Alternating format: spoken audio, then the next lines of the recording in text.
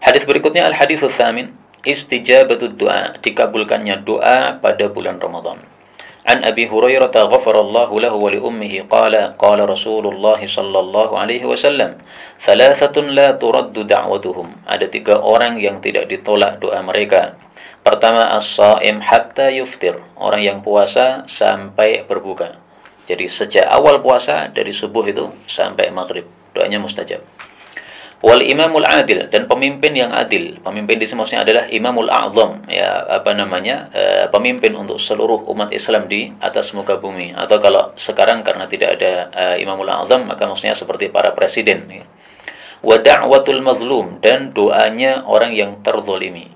Yarfa'uha Allahu, Allah mengangkat doa tersebut fawqal ghamam, di atas awan. Wa yuftahu laha abwabas sama, wa yaftahu laha abwabas sama, dan Allah membuka untuk doa tadi pintu-pintu langit. Wa yaqulu rabbu, dan Allah mengatakan wa izzati, demi keagunganku, la ansurannaki walau ba'da hin, sungguh betul-betul aku akan menolong kamu wahai si doa meskipun setelah satu masa. Hadis diriwayatkan oleh Imam Tirmidzi dan beliau menilainya hasan. Hadis ini secara jujur saya katakan bahwa sebagian ulama mendhaifkannya, sebagian lagi menghasankannya sebagaimana Al-Imam At-Tirmidzi. Nah, orang-orang awam seperti kita yang bukan ulama, kita boleh taklid kepada para ulama dalam masalah penilaian hadis seperti ini. Saya taklid kepada Al-Imam At-Tirmidzi, maka saya menganggap hadis ini derajatnya hasan, isinya bisa dipertanggungjawabkan, bahwasanya orang yang puasa termasuk orang-orang yang la turaddu da'watuhum, doanya tidak ditolak oleh Allah Subhanahu wa taala. Dan ini sesuatu yang wajar karena orang puasa sedang ibadah kepada Allah. Orang yang sedang ibadah kepada Allah berarti dekat dengan Allah. Kalau dekat dengan Allah, wajar kalau doanya dikabulkan oleh Allah Subhanahu wa taala. Sebagaimana yang kita paham dari sabda Nabi sallallahu alaihi wasallam, beliau mengatakan, "Aqrabu ma yakunul 'abdu ila Allahi wa huwa sajid." Paling dekatnya hamba kepada Allah adalah ketika sujud. Fa'aktsirud du'a, perbanyaklah doa kepada Allah Subhanahu wa taala ketika sujud. Hadis riwayat Muslim. Dalam riwayat yang lain disebutkan faqaminun ayyustajaba lakum, lebih pantas untuk dikabulkan karena kondisinya sedang dekat kepada Allah Subhanahu wa taala. Nah, maka sebagaimana ketika sujud kita lebih mustajab karena kita dekat dengan Allah, demikian juga ketika kita puasa lebih mustajab karena kita sedang ibadah kepada Allah Subhanahu wa taala, sehingga kondisi kita lebih dekat kepada Allah Subhanahu wa taala. Wallahu a'lam.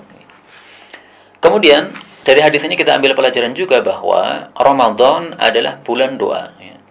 Jadi jangan seperti sebagian orang yang menganggap bahwa Ramadan hanyalah bulan Quran, bulan tarwih, tetapi mereka lalai untuk memperbanyak doa.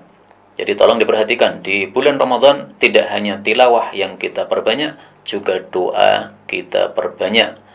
Bulan Ramadan adalah bulan Quran, bulan Ramadan juga adalah bulan doa.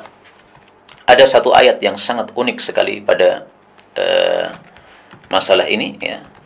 Silahkan antum perhatikan surah Al-Baqarah ayat 185 dan sebelumnya dan setelahnya. Pada ayat-ayat ini Allah Subhanahu wa taala bicara tentang masalah puasa Ramadan, ya, berturut-turut beberapa ayat. Tiba-tiba pada ayat 186 Allah tiba-tiba bicara masalah lain. Kemudian ayat 187 berikutnya lanjut lagi bicara tentang masalah Ramadan. Jadi ada satu ayat yang aneh, yang tidak sesuai dengan pembahasan sebelumnya dan setelahnya di tengah-tengah ayat-ayat puasa, yaitu ayat apa? Wa idza sa'alaka 'ibadi 'anni fa inni qaribun ujibu da'watad da'i idza da'an. Apabila hambaku bertanya kepadamu tentang aku, maka sesungguhnya aku ini maha dekat. Maksudnya, aku mengabulkan doanya orang yang berdoa apabila dia berdoa kepada saya. Ini satu isyarat bahwasanya bulan Ramadan hendaklah kita perbanyak doa, karena bulan Ramadan adalah doa seorang yang puasa lebih mustajab di hadapan Allah Subhanahu wa taala. Wallahu a'lam bissawab.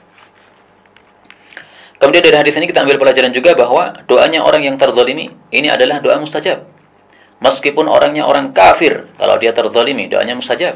Sebagaimana sabda Nabi sallallahu alaihi wasallam, "Wa in kana kafiran." Meskipun orangnya kafir, ya, dia tetap mustajab.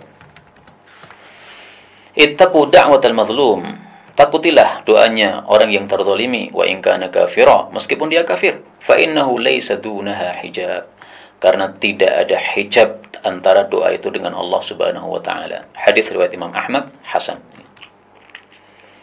Kemudian dari hadis ini juga kita ambil pelajaran bahwa yaftahu laha abwabas sama. Doa itu naik ke langit, pintu langit dibuka, doa naik, ya, sebagaimana sudah dijelaskan kemarin. Warawahu aidan bilafzi hina yuftir. Tirmidzi juga meriwayatkannya dengan lafal hina yuftir, ketika berbuka, ya. Jadi bukan sampai berbuka, tetapi ketika berbuka. Ketika itu bisa menjelang, bisa juga setelahnya. Ketika berbuka, maka doanya mustajab. Wa qala hadza haditsun laisa isnaduhu bidzakal qawi. Tapi hadis itu bukan hadis yang kuat alias dhaif, wa laisa huwa indi bimuttasil, dan sanadnya tidak bersambung. Jadi menurut Imam Tirmidzi yang lebih kuat adalah riwayat yang pertama, yaitu hatta yuftir. Orang yang puasa sampai berbuka doanya mustajab. Tapi saya ingin katakan bahwa kata-kata hina yuftir, doanya mustajab ketika berbuka, pada saat berbuka, itu juga sahih dari hadis yang lain, yaitu hadis setelahnya, hadis yang ke-9, al-haditsut tasi', du'aul iftar, doa buka puasa. An Abdullah bin Amr bin al-As yaqul, qala Rasulullah sallallahu alaihi wasallam, inna lis-shaimi 'inda fitrihi la da'watan ma turad. Sesungguhnya bagi orang yang puasa pada saat buka puasanya, sungguh dia memiliki doa yang tidak ditolak oleh Allah Subhanahu wa taala. Qala Ibnu Abi Mulaikah, berkata Ibnu Abi Mulaikah, sami'tu Abdullah bin Amr, saya mendengar Abdullah bin Amr, perawi hadis ini tadi, yaqulu idza aftar, beliau itu berdoa ketika buka puasa, Allahumma inni as'aluka bi rahmatika allati wasi'at kulla syai'in an taghfira li.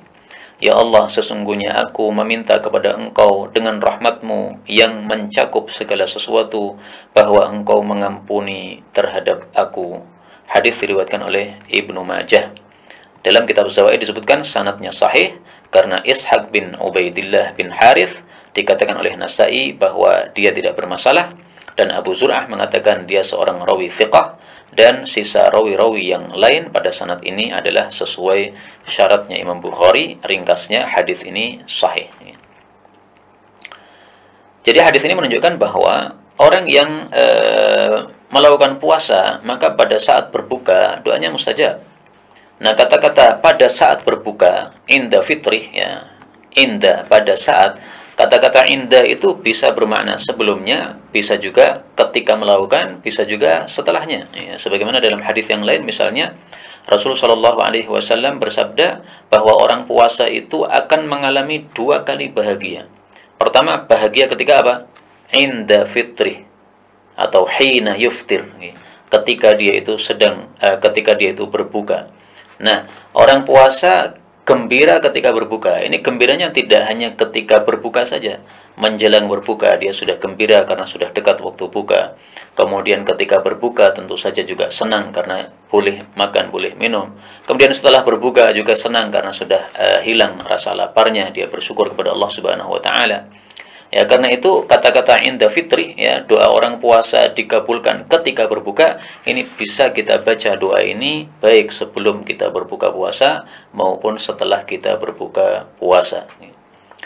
Nah, maka kata-kata idza aftar, ya, Abdullah bin Amr itu ketika berbuka membaca doa ini bisa jadi maksudnya sebelum berbuka, bisa jadi juga maksudnya setelah berbuka puasa. Ala kulli hal, dua-duanya memungkinkan, dan kita bisa membaca doa baik menjelang buka puasa maupun setelah buka puasa.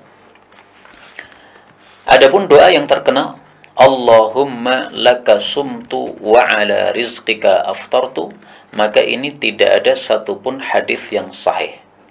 Kana idza aftara qala, Nabi kalau berbuka mengucapkan Allahumma laka sumtu, ya Allah karena engkau aku puasa, wa ala rizqika aftartu, dan atas rizkimu aku berbuka. Ini hadis riwayat Abu Dawud, derajatnya mursal. Mursal itu dhaif, sehingga kalau saya tidak biasa melakukan atau membaca doa ini. Tapi saya ingin katakan bahwa antum kalau membaca doa ini tidak ada masalah. Yang penting jangan meyakini sebagai sunnah Rasulullah Sallallahu Alaihi Wasallam. Karena salah satu syarat bolehnya mengamalkan amalan-amalan dari hadis-hadis yang dhaif, yang termasuk masalah-masalah amalan yang memiliki fadilah seperti ini adalah syaratnya, salah satunya jangan meyakini sebagai sunnah Rasul Sallallahu Alaihi Wasallam. Adapun doa yang sahih tetapi setelah berbuka itu adalah idza dhahaba adh-dhama'u wabtallatil 'uruqu wa thabata al-ajru insyaallah. Telah lenyap dahaga, telah basah urat-urat dan pahala tetap insyaallah taala. Hadis riwayat Abu Dawud, ini derajatnya hasan. Jadi sama-sama riwayat Abu Dawud. Yang Allah malakasum itu tadi dhaif karena mursal, kemudian dhahaba adh-dhama'u ini sahih diriwayatkan oleh Abu Dawud juga. Dan perlu diketahui bahwa doa ini dhahabat dhama ini jangan dibaca sebelum berbuka. Karena sebagian orang itu salah membacanya ya. Menjelang berbuka sudah mengucapkan Allahumma lakasumtu, kemudian setelah itu dilanjutkan dhahabat dhama'u. Ini salah jelas ya. Karena dia belum minum apa-apa, belum lenyap dahaganya. Setelah selesai minum baru mengucapkan dhahabat dhama.